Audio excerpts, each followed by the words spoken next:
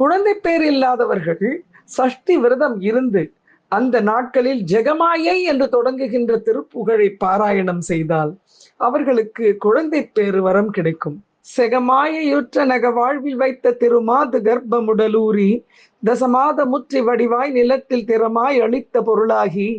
மகவாவின் உச்சி விழியான நத்தில் மலைநேர் புயத்தில் உறவாடி மடிமீதெடுத்து விளையாடி நித்த மணிவாயின் முத்தி தர வேணும் என்று அருணகிரிநாதர் எத்தனை அழகாக இந்த பாடலை பாடியிருக்கிறார். இந்த உலக மாயையில் சிக்குண்டு என்னுடைய இல்லற வாழ்வில் எனக்கு கிட்டிய அழகிய மனைவியின் கருவில் உருவாகி அவளது உடலில் ஊறி 10 மாதமும் கர்ப்பத்தில் வளர்ந்து நல்ல வடிவோடு கூடி இந்த பூமியில் நன்கு தோன்றிய குழந்தை செல்வமாக நீயே எங்களுக்கு குழந்தையாய் பிறந்து குழந்தை பாசத்தினால் நான் உன்னை உச்சி முகர்ந்து விழியோடு விழி வைத்து முகத்தோடு முகம் சேர்த்து எனது மலை போன்ற தோள்களில் நீ தழுவி உறவாடி என் மடியில் அமர்ந்து குழந்தையாக விளையாடி நாள்தோறும் உனது மணிவாயினால் எனக்கு முத்தம் தந்தருள வேண்டும் என்று இந்த பாடலின் பொருள் கூறுகிறது.